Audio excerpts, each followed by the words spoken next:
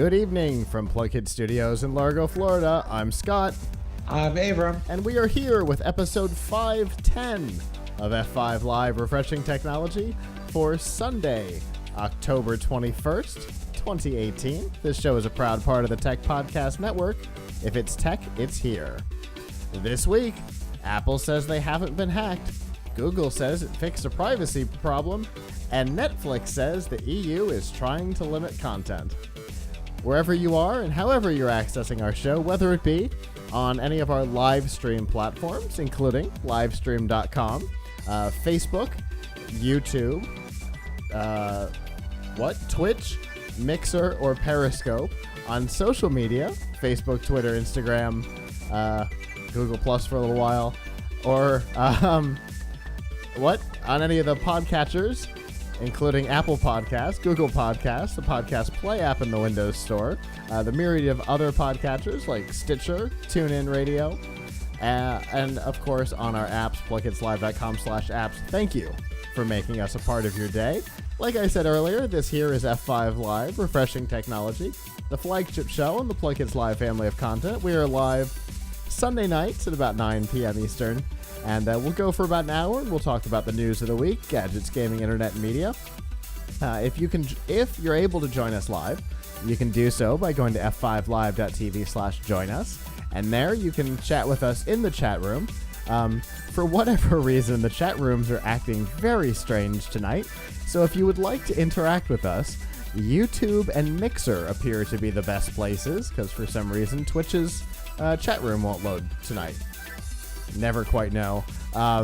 If you're not able to join us live, that's okay. You can go to PLUGHITZlive.com/subscribe and see all of our shows, including F5 Live, The Pilch Point, which we'll be on in a little bit. We'll talk about some bizarre things that people have found in computers.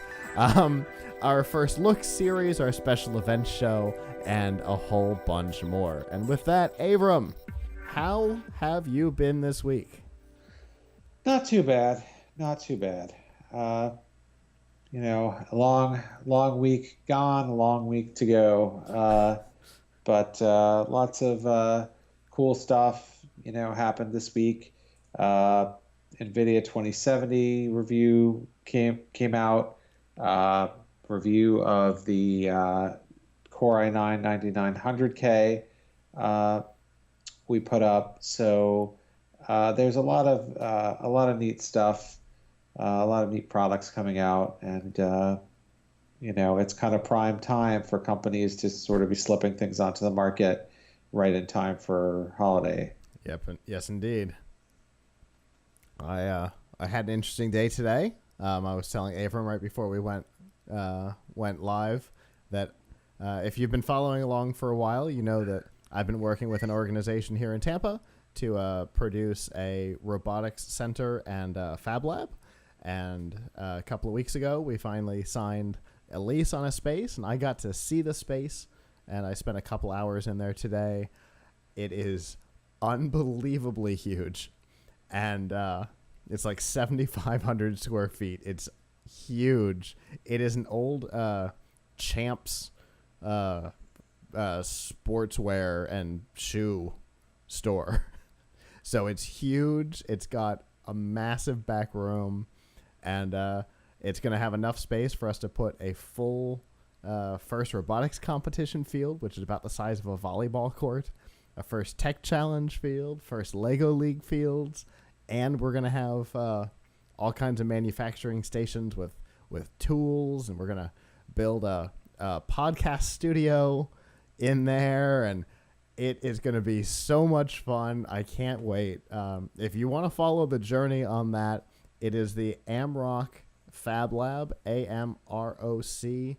Advanced Manufacturing and Robotics Center is AMROC, and then Fab Lab is because it's a fabrication lab. And you can find that on Facebook. And I think I saw an Instagram post just before we went live with some photos from our walkthrough today. It's such a cool space, and I can't wait to continue to bring you guys information about it and be able to broadcast out of there at some point in the future. It's going to be so cool.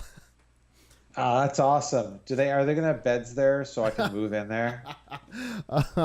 We have on more than one occasion talked about the need to have cots in the office that we can pull out for just that. Yeah. Have it a little bit like an old school YMCA, right? Yes.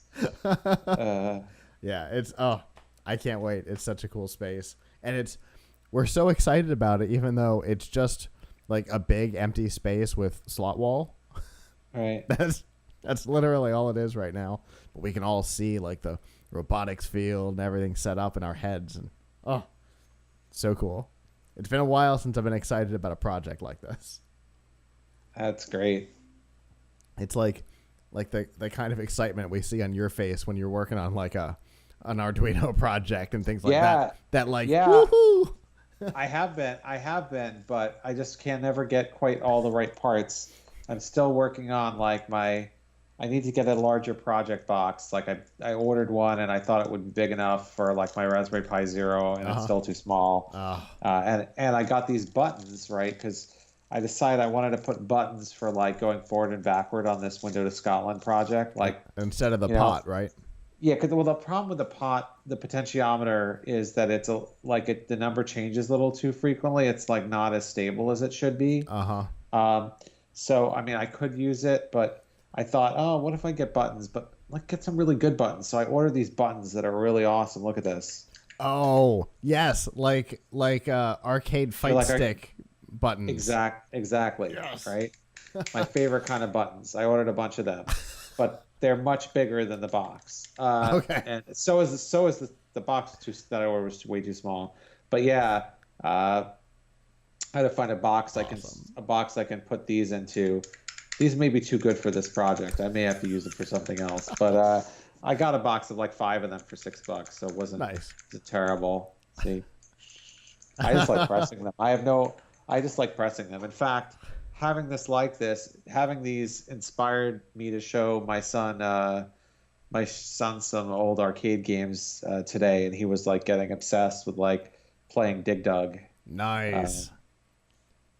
And Galaga. Those were the games that he really liked. So yeah. He was insisting that like we play, and then like it was too hard for him to like do it all at once or something. So he wanted me to like move, and he would do the pump. Okay.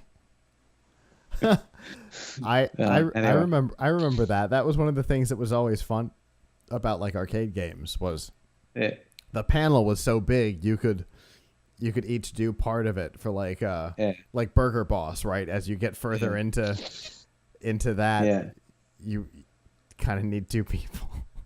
So I understand. We were doing with the keyboard, so he was like the space bar and I was the arrows. But anyway, yes, I would like to set up a system where he could play with this. You know, that would be fun. I know they sell some kits that let you do it. Yeah. That let you like easily set up a system like that. So maybe I'll get one. Although I had ambition about like not getting one that's so ready made and like actually trying to like make it. Yeah. But when I was in my early 20s, maybe not even that, I might have been 19 or 20. We manufactured our own from scratch. Went to Home Depot and bought parts. Our own Dance Dance Revolution pad. That was a fun project because that thing was stupid big. Yeah. And we took apart a PlayStation controller and like soldered onto the board for the arrows and stuff. I need to really get some practice into soldering, and my unfortunate problem is that I don't get a lot of I'm not getting a lot of time to practice it because my son is always around, and he's like, I was like, okay, now I need to solder. You got to go somewhere because I don't want you in the room. And he's like, no, just do it later. So, I bought even more stuff to help me with soldering. Like I got this thing to hold boards in place and whatever. Nice. And I got a wick or whatever to like suck up the solder that excess solder and things like that. Like a desoldering braid. Yeah. I got that. But what I don't have is alone time. Yeah, understood. So I don't know. That was interesting. Yeah, I can appreciate that. Well, I think Avram, we're still looking for some input on like some mounting ideas and stuff for your window. So people, if you've got some ideas, definitely still get to us. If you want more details on that, check out last week's episode. But with that, let's get to some news.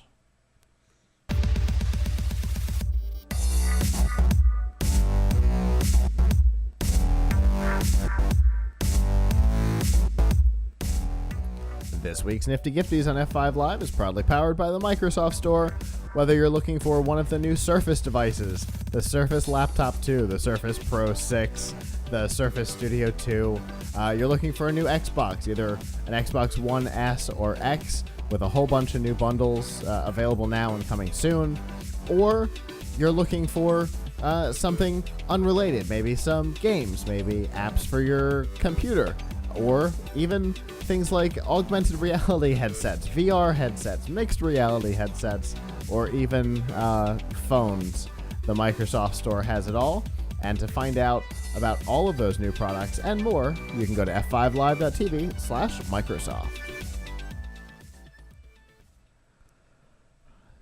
So, on October 4th of this year, Bloomberg published an article that was interesting for a number of reasons. They detailed a hardware hack that came out of China that took advantage of Supermicro, who is a big server manufacturer, using Chinese manufacturing facilities, who added an extra chip to the motherboards of a number of servers headed for particular locations, with an intention to be able to grab data from inside of corporate networks without being detected.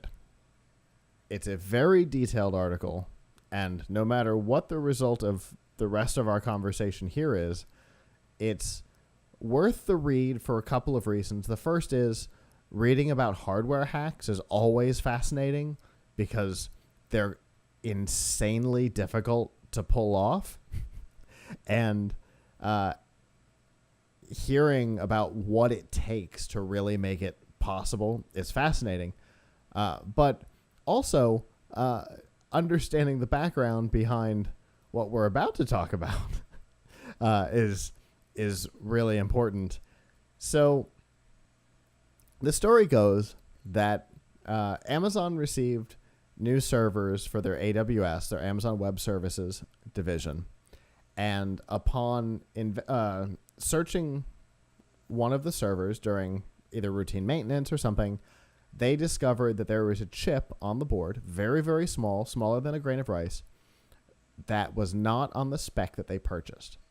They investigated, discovered that it was a communication chip, and contacted the FBI, who began an investigation that turned up more than 20 companies who had ordered Supermicro computer servers that had this problem.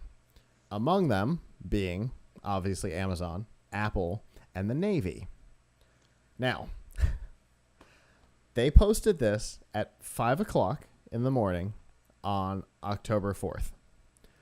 About 4 minutes later, they published another piece that was responses from Amazon and Apple and I believe the FBI, who all said, absolutely this did not happen.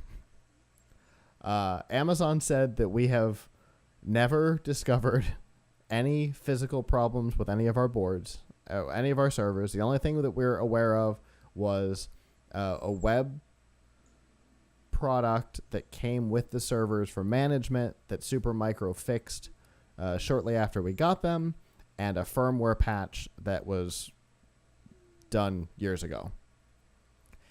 Apple says in this that they have, until Bloomberg contacted them about a year ago to start asking questions in preparation for this article, They had never heard of this problem. They had never spoken to anybody about it. They had absolutely no records of finding any problems with their servers, and have never talked to any federal law enforcement agency about a hardware hack. Now, Bloomberg has continued to stand behind their story, and this week, the story got even more interesting because Tim Cook, speaking to BuzzFeed, said that the whole story is categorically false and that Bloomberg needs to retract the story. Now that's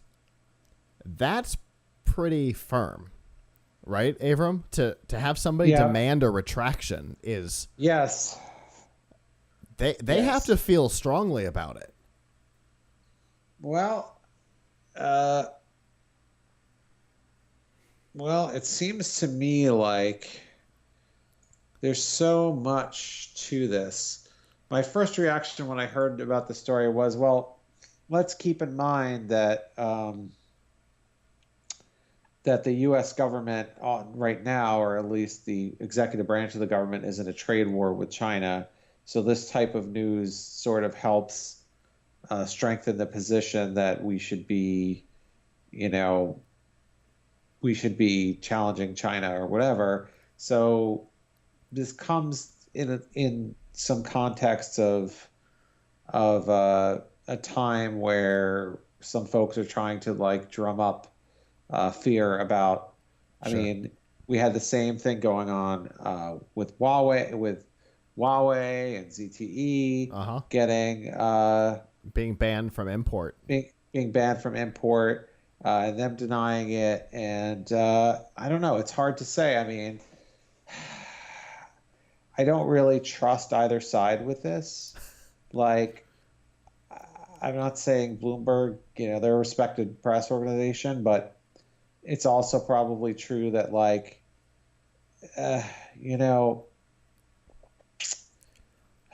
they could have been they could have been fed false information. They quote 4 sources inside, I think, the FBI, 3 sources inside of Apple, and 2 inside of Amazon. But that could have all been smoke, right? That could have all been nonsense. We don't know. Those people may not even work for Amazon, Apple, and the FBI for all we know. Right. Right. It wouldn't be the first time that a news organization got tricked into a story. But on the other hand, it wouldn't be the first time that Apple has lied about a data leak because, Picturegate, for 3 weeks they said no, there was no breach, but there had been, and they had known about it for 9 months. So the interesting thing about this whole thing is, like, this is obviously Apple and Amazon would not want people to know that this happened. Right. Apple in particular, because Supermicro uses Foxconn as one of their Chinese manufacturers, and so does Apple. Yeah, Apple is a particularly big target because everybody knows that they use Foxconn. There was all that news a few years ago about all the Foxconn suicides. Mm-hmm. The fact that Supermicro uses them too suggests that if this was a real story, it could happen on Apple products too. Well, I think it would call into question like anything that was manufactured in China, right? Right. Because if you're saying that the Chinese government is implanting chips and stuff, then everything becomes suspect. Everything becomes suspect. Yeah. And there's a lot. If that were true, that would be a really big deal because like everything is manufactured. Yes. Everything is manufactured in China now. Especially electronics. Every computer thing is manufactured in China now, which is why, by the way, don't want to get off about this too much, but I think it's related. We have huge tariffs just went into effect. I think it was last week or the week before, this month, right? I believe it's a 10% tariff. And we've heard from manufacturers who say the prices are going to go up, and are going up. It's not, they're higher than they would be. Now, you may not actually see the impact of this until like another week or two or three, because it takes a while for the inventory that was pre-tariff to be exhausted, and I guess they're not pricing it in. And then, all these companies are looking for ways to get around the tariff, and there are ways for them to mitigate it by having like basically the stuff shipped to Taiwan, which is not under tariff, and have Taiwan do the last mile manufacturing on something. Or like, it's a little bit hazy because it seems like nobody was 100% clear, but it seems like if the last port of departure is not China, then it's not going to get tariffed. So like, if this is what I've heard. So if all the parts are like made in China, but they send it to Mexico to have the last screw tightened or something, and then they send it here, then they avoid the tariff. Interesting. Now, or they send it to Taiwan to have the last, finishing touches put on.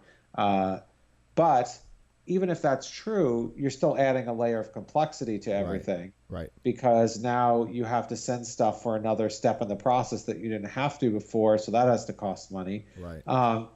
So anyway, this is all happening in a time when the cost of goods from China is now going to go up, and we're all going to be paying for it because there is no immediate alternative. All these companies are making their stuff in China. And by the way, it's not going to bring that manufacturing back to the U.S. It's just going to bring it to other Asian countries. Right.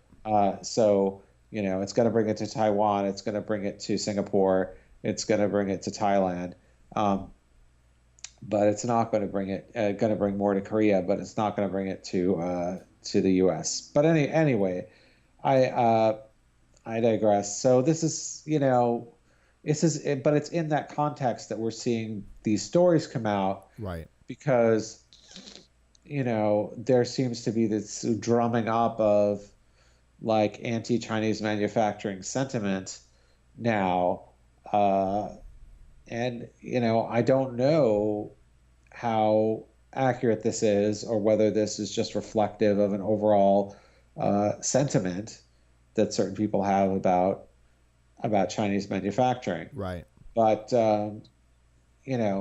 until we get a more official word that these things are really happening and what the effect of them are, I'm not going to 100% believe it. But this is definitely alarming. Right. For sure.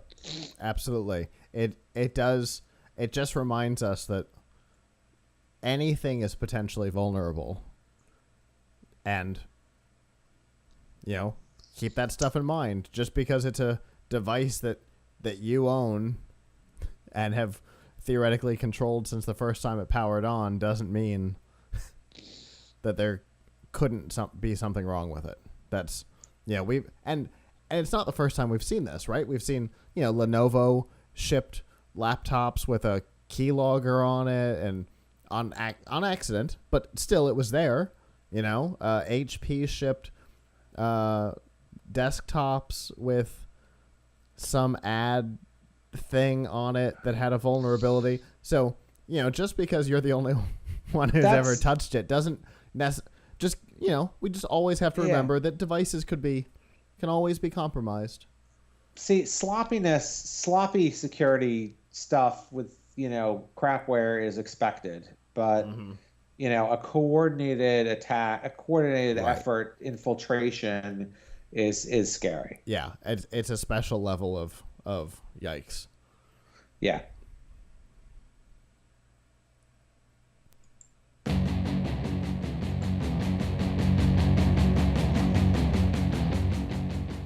This week's Pilch Point with Avram Pilch is proudly powered by Newegg. Whether you're looking for to build a brand new computer, or you're looking to make an older one perform better with a new hard drive, more RAM, upgrade a processor, something like that, Newegg is the place to go.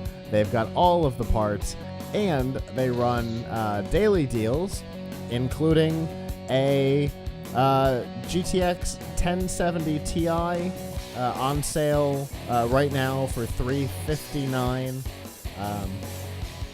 Like I said, those are daily deals, though. They change all the time. And to find out what deals are available and to see all of the parts, pieces, and systems, you can go to pilchpoint.live/Newegg. So, sometimes when you're fixing or upgrading a computer, things don't exactly go as planned, right, Avram? Definitely not. So this week, our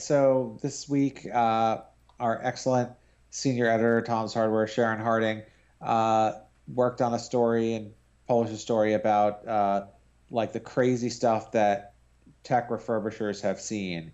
And, it could have as well been, what tech repair people have seen. But when you're refurbishing stuff, you get things that people just kind of dumped off. And so the people aren't around to sort of answer for the crazy stuff that they've done to their computer. And so it's worse, right? So, I'm curious to hear, stories from anybody else, from anyone else who has experience, because I'm sure we all have some things. But my favorite one of these stories that she collected, and you can read the story right now on topshardware.com homepage, Hidden Guns and Vermin, PC Refurbishing Nightmares. Someone at a tech refurbishing company found a loaded gun in the 5-inch drive bay of a computer. I'm sorry. I must have had something crazy in my ear. Can you repeat that? They found a loaded gun in the 5-inch drive bay, like in the slot where the optical drive would normally be if you had one. Now, unfortunately, it was not in. There was not an actual optical drive that it was in, because that would have been cooler. Like, if someone had modified the optical drive to be like a gun rack or something, and you just hit the button and like your pistol just kind of pops out or something of its slot. That would be pretty interesting. Although you had to have a pretty small gun, I guess, for that. But anyway, yes. So they found a loaded gun in there.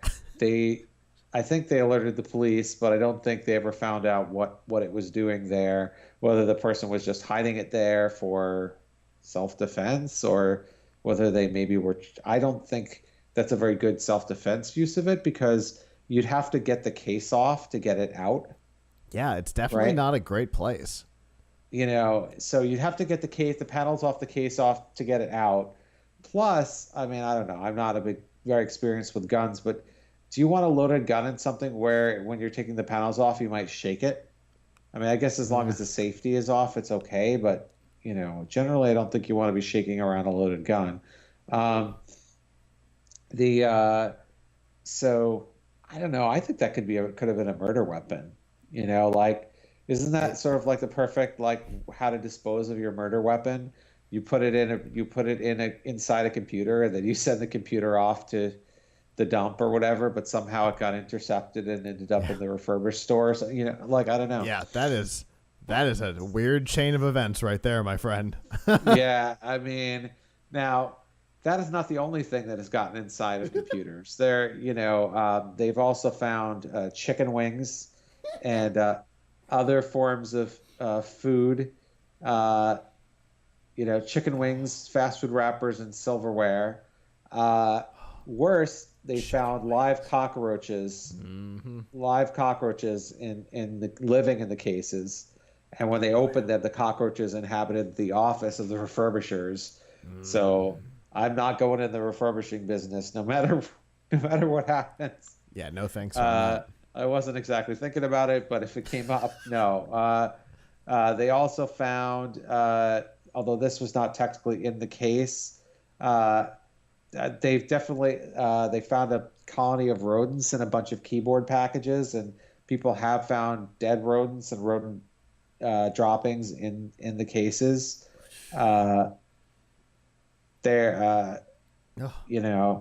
There was another case where somebody had taken a hacksaw to the case so they could get a full-size card into a half-size slot.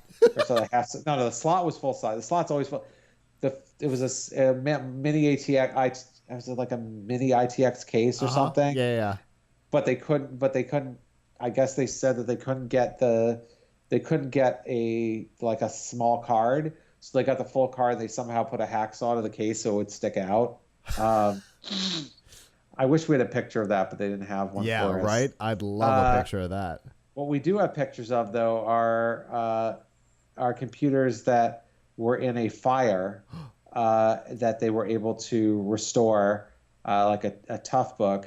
And there's another refurbisher we talked to that actually takes things, PCs that have bullet holes in them from being literally in war zones, and refurbishes them for the military.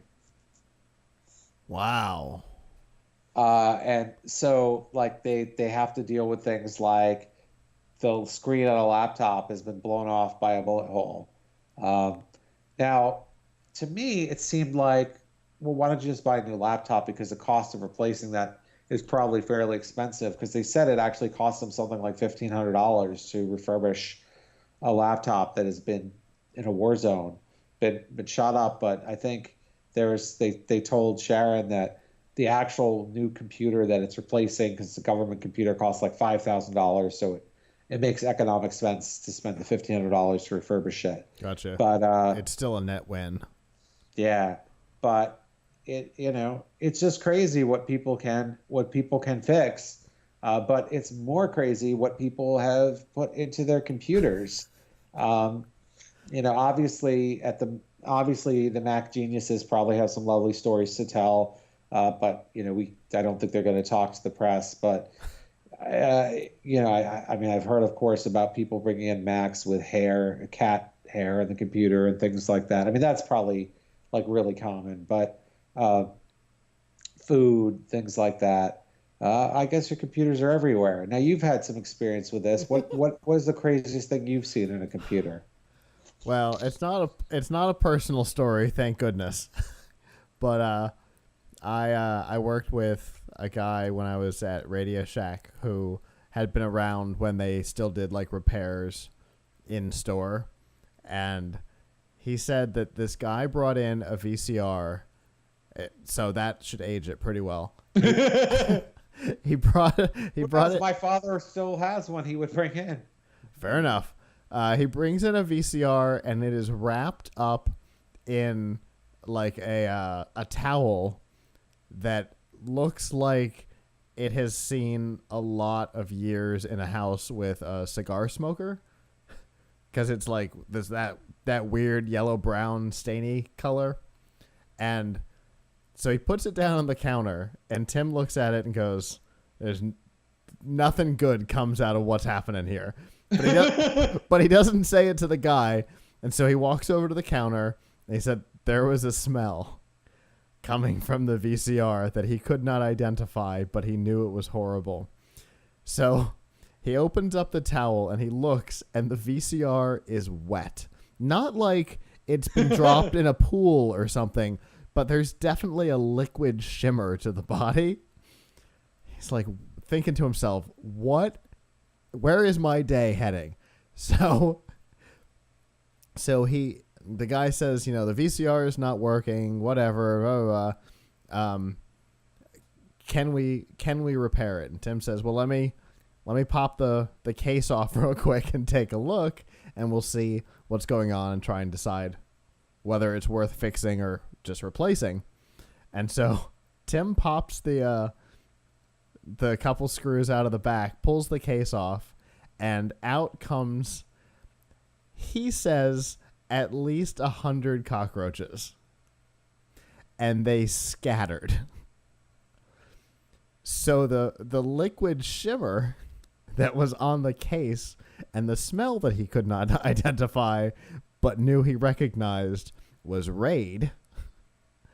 The guy had tried to kill the roaches. He knew they were in there. It's why the towel was on it, to keep them in.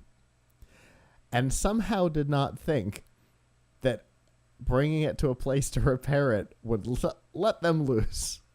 So the store had to be like totally fumigated because they were everywhere. And he said it was the worst experience working in a store. He worked in a store that was literally firebombed during a riot, and he said, nope, the roaches were worse. Well, yeah, because how are you gonna? It's hard to get rid of, that. Yeah, exactly. At least with the fire, they basically knew what they were getting into, right? They had to replace fixtures and things like that. But with the roaches, where are they? For how many years are we going to find the results of this very strange day?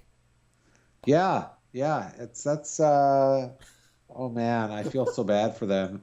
The fact of that is why I would, oh man. I was glad that repairs stopped happening in store by the time I started there. Yeah. We put them in a box and sent them away. Bloop, let somebody else deal with them. And I'm pretty sure Tim's experience has at least something to do with that. Gross. Anyway, that's my story. It's secondhand, but it's terrible. Now, this is not to warn you. I just want to say one last thing. Every company that we talked to said that when they saw this kind of thing in a computer, they did not try to resell it. They did not try to save any parts from it. They went straight to... They said it went to recycling. I feel bad for the recycler, though. I probably should... That's the kind of hazardous waste that probably should just go to the dump. I mean, but anyway, they did not try to save it after that. That's what they say. And I tend to believe that's true because they probably didn't want to touch it. Exactly. You're like, nope, I'm moving on. Yeah, they probably didn't want to touch it. It's not worth it. I remember Tim saying that he didn't even say anything to the guy. He just picked it up by the towel and took it to the dumpster. And he came back in and said, it's over? There's nothing that can be done for it. It's in the dumpster. It's gone. The end. So I can't imagine any other end to a thing like that. If you find, maybe the gun computer might be a different story, but certainly it's not like that leaves pieces behind. But animals dead or alive, things. Yeah, goodbye. The gun computer probably would be perfectly fine when you think about it. Yeah, that one's probably okay. The weapon itself might be evidence, but yes. But the computer probably is fine. Yeah. All right, so if we want to see these photos, Avram, where can we go? Go to tomshardware.com, and on the homepage you will see our refurbishing nightmare story. Wonderful and terrible all at once, because gross. I encourage everyone in the comments on that article to share on our social media to share your crazy PC stories. If you've refurbished something or you've found something crazy in a PC, I would love to hear about it. Awesome. I am definitely going to go check out both the comments on the site and on like Facebook and see other people's stories, because that sounds like fun. All right. Well, both thank you, and that was terrible. It is, however, nice to know that Tim is not the only one who has had to suffer through something that bizarre. So thank you for that, Avram. That's this. Now, if I was Tim Cook of Apple or something, I would, or someone else from Apple does those iPad commercials, like what's a PC, what's a computer, or whatever. Like, maybe this is their argument. Like, the roaches can't possibly live in an iPad. Yeah. You know why we seal the iPad? Yeah. So you don't have to worry about this stuff. Yeah, there you go. Terrible. Well, I suppose thank you for that, although gross.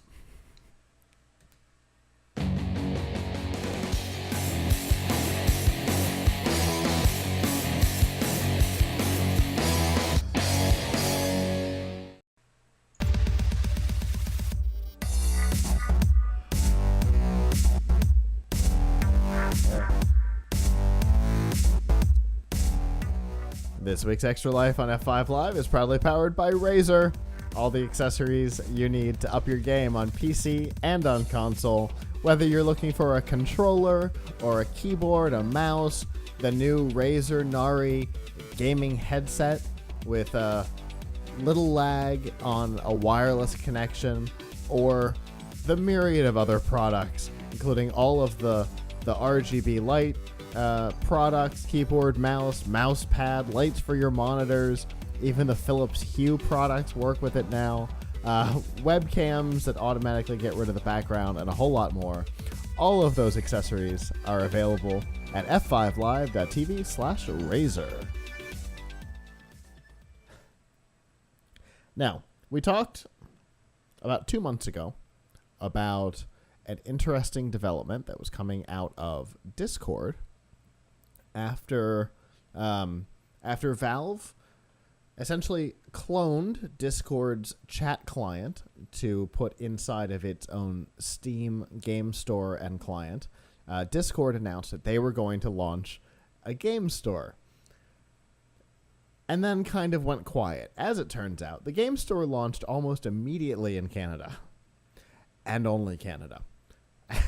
And this week, it has officially come to the rest of the world in beta, but it's come to the rest of the world, and so we thought it was a good time to talk again about, briefly about the thing that sets the Discord game store apart from the Steam store, and then talk about the other product that came out from them this week.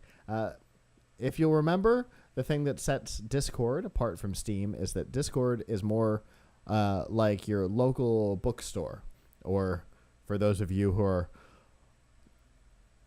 our age range, think Blockbuster Video versus your local video store, where you'd go in and there'd be the employee picks. That is the environment that Discord's trying to create. There are, a very small number of games in the store, and the first couple of first on Discord titles were announced, and they're really cool games, so definitely worth checking out. But the thing that we really want to talk about is we talked about the fact that they were going to increase the capabilities of their Nitro package. It used to be $5 a month, and you'd get, in-chat features like emotes and things like that. But now, for $10, you're also getting about 60 games for free to play, similar to how the Xbox Game Pass works, where you pay for $10 a month and you get a whole bunch of games for free. We did not know what games were going to be coming to this service when we last talked about it, and we were a little afraid maybe it would be games that nobody would want to play. But as it turns out, in this collection of 60 titles is stuff like Limbo, Super Meat Boy, Wasteland 2, like known and fun titles. So that right there is a great for $10 to get all of the in-game or in-chat features and access to all of these games I think is a pretty great deal, because Limbo by itself, I think when it came out on the Xbox was like $7. So that I think that's pretty good, and it's something that Avram and I have talked about a number of times in the past. One of the things that annoys us is buying a game that doesn't come with the game. Right, yeah. And this, you get the game and you've got the entire experience, and you get a lot of them for that monthly fee. So what do you think, Avram?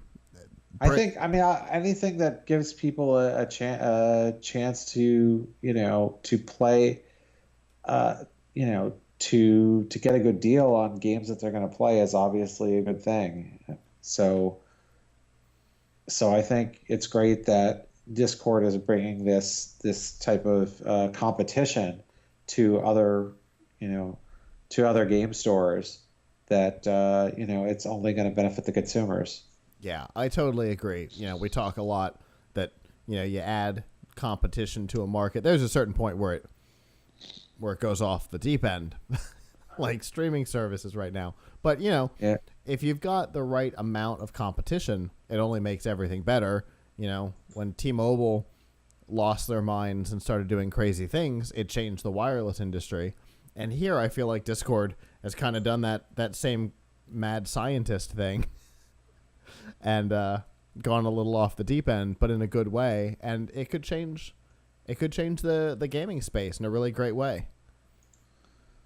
Yeah, I think so. So I mean, I think it's great that they're doing something to shake it up. I mean, we're seeing a lot of different things now to try and make the gaming space more competitive, the PC gaming space more competitive for people.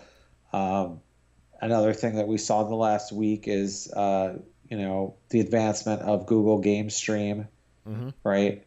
Oh no, I'm sorry. Is it Google Project Stream? Project Stream, yeah. Project Stream, where you can play Assassin's Creed Odyssey on like basically anything that has a web browser. My coworker Marshall played it on like a 6-year-old laptop with integrated graphics. It was an absolutely horrible computer, but it played fine. So I mean to try it on a Raspberry Pi. I just don't have a Game Stream account, a Project Stream account right now. Okay. So I have to do it at work where someone else has one and will log in because they won't give me their password. I can't blame them. But it's it is amazing how many ways it's getting cheaper and more convenient to play PC games because that's even though console is less expensive and a lot of people like to do console. PC gaming is having is in a growth period, especially now that we're seeing esports become such a big thing. People are willing to spend the money to have really good gaming PCs, and they're willing to spend the money on games. But anything to like make it more accessible to people is a good thing. The hardware companies have been supporting it. Years ago, the hardware companies supported PC gaming, and then it kind of fizzled for a while. And now, both AMD and Intel are like going full in. We saw you guys posted your review of the i9 this week. Yeah. The fact that Intel added a new category of processor, a season ago? Was it the last generation or two back? They added that i9 category to the top to give consumers a bigger range of capability. The hardware companies are getting back into it, and I think that's great too. Well, but then with stuff like Project Stream and Microsoft xCloud, with that, it even it brings console games to the PC, so you can. We're really trying to make gaming, whether you're a PC or a console gamer, more accessible. I think that's great. Now, on the flip side here, it does worry me that what happens if streaming services work too well, if they succeed too well. Does that mean that no one will ever need to buy good hardware again? I will, but not for gaming. Does that mean, because there's just a lot of the money spent, a lot of the people who read our articles, they're doing it for the games. They're not doing it because they're trying to because they're engineers, they're professional engineers who are running some type of simulation or something. They're not playing an oil to do oil drilling, right? Or they're not producing the level of content that we're trying to do here, where we've got a dozen computers trying to put all this together. So yes, there will always be professionals, but the amount of people who are playing games for fun dwarfs that number of professionals. Yeah. And so, although on the other hand, as the interest in and the demand for upward streaming, the streaming of gameplay becomes more and more popular. Twitch, Mixer, YouTube is shutting theirs down, but Facebook is getting into it pretty heavy. You can't do it with You can't do the upward stream with a little PC, as I can attest to with the beast to my right. Don't you think, though, at some point they're going to combine the cloud gaming with the streaming aspect and have it all happen in the cloud? Couldn't it? Could be. Trying to do the green screen from a webcam and, you know, put graphics from the Twitch conversations, the chat room and stuff like that might be difficult, but not impossible. I mean, we interviewed at CES a company 2 years ago or so that produced a little product that was essentially a remote streaming device. So Yeah. It's totally possible. Yeah. So my hope is that these streaming services aren't too good because I still want people to keep being interested in upgrading their computers and the fun of that. Yeah. But gaming is really the driving force behind a lot of PC innovation right now. That is for sure. It has been for a long time, but it is good to see that it's the driving force again in the industry, because usually the most interesting stuff happens when gaming is the driving force in the PC business.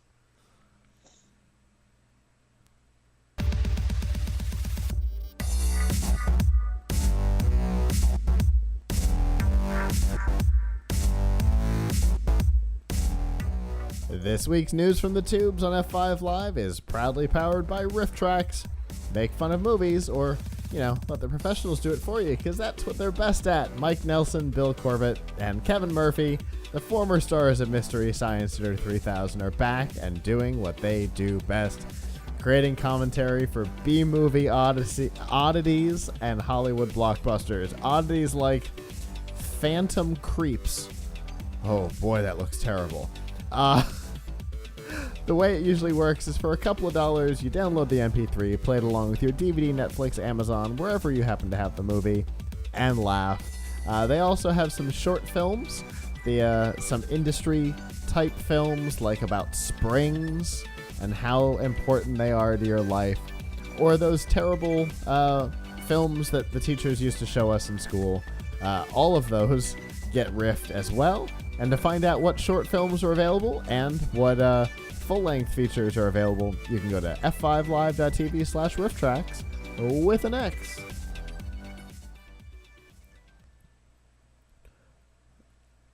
So, when Google launched Chrome 69 a couple of weeks ago, they added a new quote-unquote feature to the browser that made it so that if you used Chrome and you signed into a Google product, Gmail, YouTube, probably not Google Plus, but I'm going to have some fun screwing with Google Plus for a while.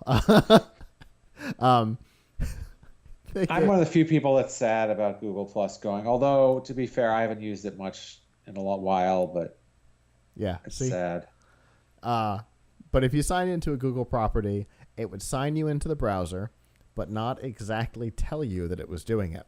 And by signing into the browser, it meant that all of your browser history, all of your browser activity was tracked non-anonymously, which, of course, resulted in privacy advocacy groups and consumers responding negatively, as one would expect. And Google promised to quickly resolve the problem, which they theoretically did this week by adding a new switch in Google Chrome 70 that allows you to turn on and off the auto sign in to the browser. However, the default position is on, and so if you don't know about this, you don't know to turn it off, and you don't know that this feature is happening because it does not put your picture in the top right corner like you would expect when you're signed in. The browser does not let you know that it has signed in, which I think is the biggest of the problems. Wait, it's a secret sign-in? Yes. Come to think of it, I think that's happening to me right now. I'm looking on my computer. I was like, why isn't my picture there? Uh-huh. It just has a little like face. But I thought I was signed into this browser. Have they gotten rid of the face entirely, or I don't know. But it's definitely weird because because I am signed in, so see, I'm confused now. I don't sign into Chrome. Because I use it basically only for the corporate YouTube stuff. Because I've got a plugin that works over there. But yeah, it apparently through all of version 69 would sign you in to the browser, but basically not tell you that it was signed in, and then non-anonymize all of your browser tracking, which for me and a number of people was a concern. I wish that this fix would be an opt-in, not an opt-out, personally. So I don't even see how you do it. I'm looking on my computer now. Maybe it's because I'm already synced. So I guess if I turn it off, It really probably wouldn't change anything for you since you're already signed in. No, I guess what I mean is like I don't see the option in a menu anywhere. It's under settings, and then you expand advanced, and it is the second setting under privacy and security that says allow Chrome sign in. So sneaky. Wait, I don't think I have that, and I'm pretty sure I'm on. Let me check and make sure I'm actually on 70. Oh no, I'm still on 69. Well, there you go. All right. Well, but it is deceptive because I'm looking at this, and you used to see your picture in the upper corner. Uh-huh. Now I see this like gray thing, which like looks like it could be any anonymous picture. Uh-huh. So, and then I am signed in, and I went and I looked, and it shows my picture on the settings page. So I'm thinking maybe they just removed all pictures from that spot. That's weird. Right? Because it still looks like you're not signed in. It still looks like I'm not signed in, which is really deceptive. And by the way, I just upgraded to 70 while we were talking. So like it doesn't change for that. Okay. And it shows my picture, like when I go to settings, it shows my picture. So it has my picture for sure. And it allows me to actually choose name and picture. Oh, no. Oh, wait, I see. Okay.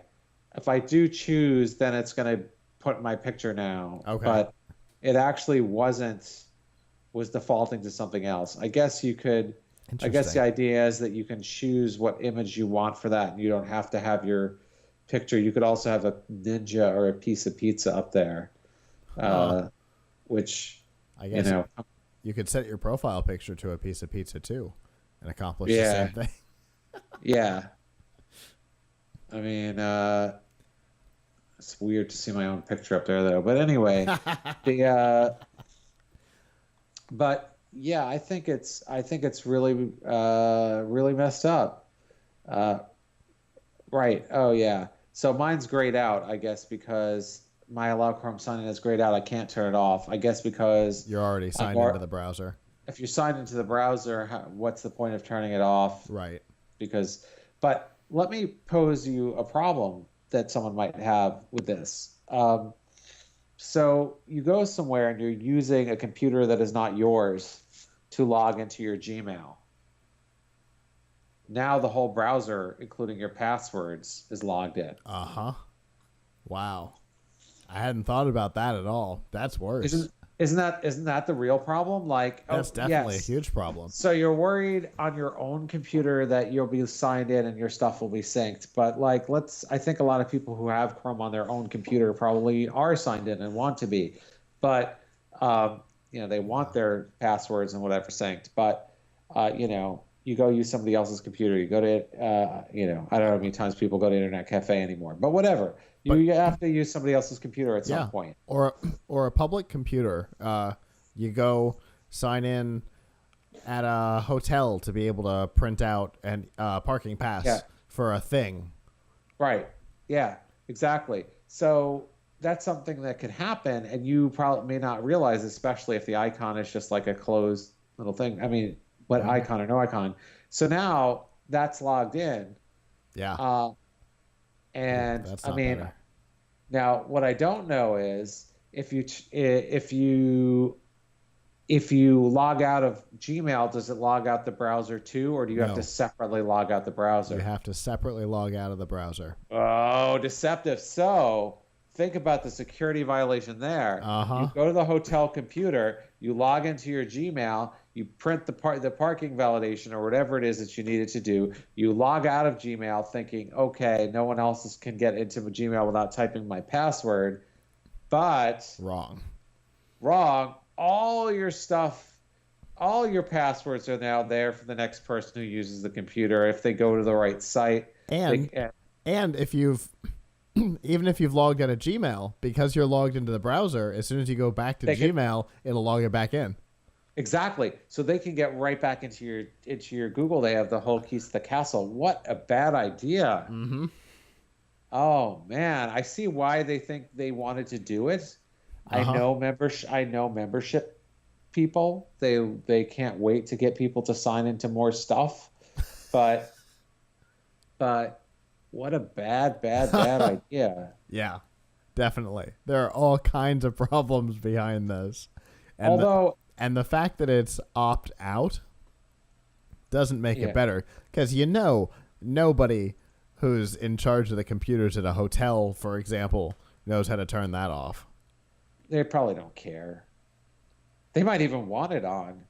Wait to see what we can get when the person goes away. Right? So, uh, Oh, such a bad so idea. now, I mean, obviously, the advice is if that situation happens, use an incognito window. Uh-huh. I think that would save you, and definitely use two-factor authentication.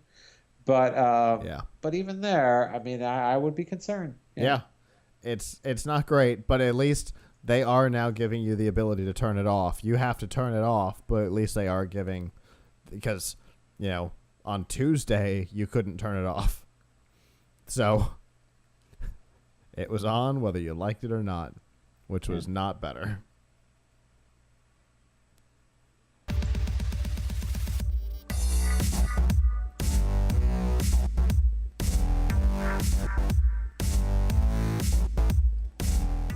This week's DRM not included on F5 Live is proudly powered by Amazon Prime.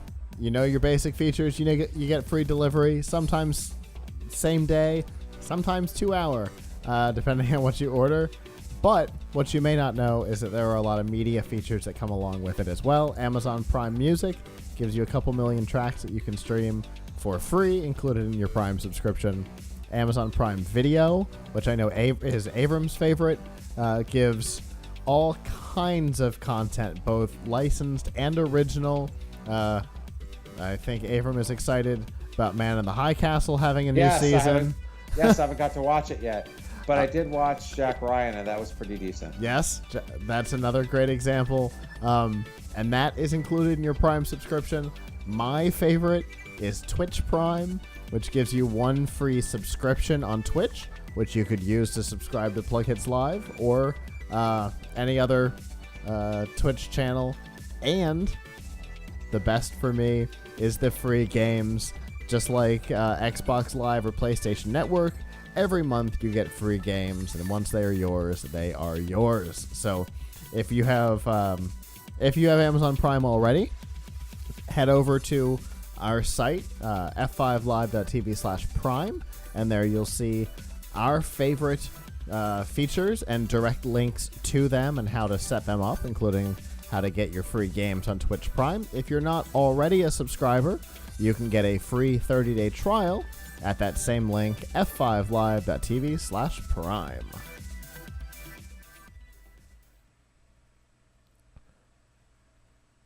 Something that may or may not affect subscribers of Prime, Netflix, Hulu, and all of the other streaming services that have service in the European Union is a new rule that went into that hasn't gone into effect, but has been finalized this week, that or 2 weeks ago, that says that any streaming service that operates within the union has to have 30% of its source, at least 30% of its source material, or its material sourced locally within the region, which means that for a service like Netflix that produces content wherever makes the most sense, whether it be scenery or budget or whatever, will not be able to do that. They will be forced to produce 30% of the content within the region. Now, Reed Hastings, the CEO of Netflix, is never shy to speak out on something that he feels will negatively impact his subscribers. And this week he said essentially that he's concerned that this rule will end up hurting consumers. His goal is to minimize the negative impact, but that when the rules do go into effect, streaming services, including his own, might have to remove content that is available internationally so that they can make the locally sourced content 30%, and suggested that instead of trying to use forced coercion to make a company produce content locally, that maybe the EU should focus on incentives to make it more attractive to produce content locally. If you look at the city of Atlanta and the region around it, if you go back, almost just go back 10 years, but we'll go back 20, nothing was produced in Atlanta. Today, it is a massive hub of entertainment production. It all got started, really, when The Walking Dead started producing there, because that's where the show was based. And the city said, wow, good things happen economically when content is produced here. And so they created incentives to make more content there, and now lots of stuff is produced in Atlanta.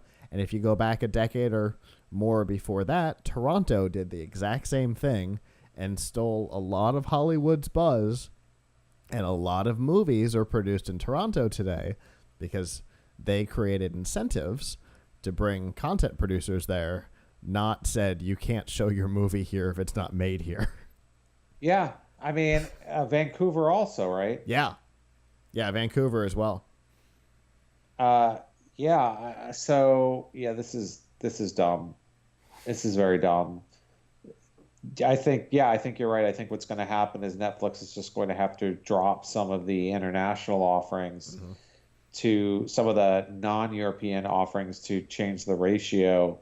But that's ridiculous. Why are you telling these businesses how to run their business? Right. If people don't like the business, then they won't. If people don't like Netflix because they feel like it's not, if European audiences don't like Netflix because they feel that it doesn't speak to them, then they won't subscribe to it. And if locally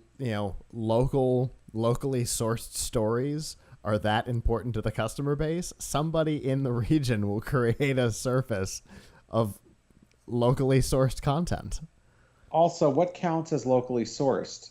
Is it anywhere in the EU? How does Brexit affect this? Because they have a lot of British shows. Yes, they do. So is Brexit going to mean that like Netflix is suddenly unable to meet this requirement, but could have before because they have so many British shows, but the British shows don't count as European anymore? Almost certainly. I don't know. Just the thought. Now, I've read through. It's a very long document, and I tried to get the best gist of it that I could, and I'm not entirely certain that the EU is not the region. I'm not entirely certain that there are not regions within the EU that are going to screw this up even more. Oh, so if you're in if you're in France, Romania, sure, you have to get 30% Romanian produced shows. Not necessarily Romanian produced, but if Spain, France, and Italy might be a region. Huh. Who I don't know what the regions might be. I couldn't get a hard and fast definition of what region meant, which I think is going to be a problem. The good news is that these regulations don't go into effect tomorrow, and in fact, the member nations have a couple of years to start putting the regulations into place, which is part of why I feel that the definition of a region might not be what we're thinking, which concerns me. The fact that each member nation implements the rule on its own worries me a little bit. But Hastings says that he believes that with their originally produced content growth between now and 2020 that they have committed to, and the fact that they have been working very hard over the last year to put a process in place to produce content globally, such as the Netflix certified hardware and software program that we talked about 2 or 3 months ago, and things like that to make it easier for local producers to produce content that Netflix would be happy to stream that meets their standards. He is convinced that it may not affect their customers too much, but does say that it could be hard for smaller services. I think he meant Hulu, but didn't say it specifically. But services like that might have more trouble because a lot of their content is U.S. and Asian produced. So, yeah, this is ridiculous. Also, I don't know if it's fair to call it xenophobic since the regions in Europe are pretty diverse, but like, what's wrong with seeing content that was created in other countries? Right. Like I like to see maybe I'm just coming from my U.S. point of view, but I want to see more international content on Netflix. Mm-hmm. I want to see more European produced content, more Asia produced content on Netflix. I want to see more shows and more movies that were made elsewhere and in other languages and things like that. I mean, I feel like that's one of the best things about streaming and about like entertainment is it can take you to another place. So right. So what if people who are watching Netflix in Europe want to see shows and movies that were shot in the U.S. or in Asia or in South America, mm-hmm. Outside of their region. What's wrong with that? Right. I totally agree. I don't know. Maybe people in France are obsessed with telenovelas, and and they're gonna force a content mix like this. It's such a weird, short-sighted idea, but that seems to be the European Parliament's motive lately, is weird and short-sighted with the copyright law that's gonna create a vacuum of user-generated content sites, and it feels a little bit like the United States in like the 80s, where nobody quite understood technology, and the Congress passed a law that made it illegal for any company to share your rental history, whether you wanted to or not. So you couldn't share that you watched a movie on Netflix on Facebook. All because some judge had, the fact that he rented up porn from a movie store shared with the press. Like, it seems like they're extreme reactions to nonsense. Yes, they are. So I hope that cooler heads, smarter heads prevail, but this is definitely dumb. Maybe the members of the European Union need to think about replacing their own European Parliament. Because it does not seem like they are working to your best interests. Maybe that's just me. Well, that is our show. For those of you who joined us live, thank you very much. We always appreciate it. If you weren't able to join us live and would like to in the future, Sunday nights, 9 p.m. Eastern, f5live.tv/join us. From there, you can chat with us in the chat room and let us know your ideas on the topics. If you don't want to join us live, that is okay. PLUGHITZlive.com/subscribe, which has been rewritten recently. And there you will see all of our shows and quick links to subscribe, which, by the way, is always free. And you can quick link to Apple Podcasts, Google Podcasts, TuneIn, Spotify. What's the other? There's more. Stitcher. You can find all of those with quick links. And then if there are places where you would like us to be that you cannot find us, let us know, and we will do our best to get there as well. We've been expanding our availability lately, even more than it already was, so definitely let us know if you'd like us in another place. And I guess with that, on behalf of the staff that's not here, I'm Scott. I'm Avram. And we will see you guys back next time. Ciao. Ciao.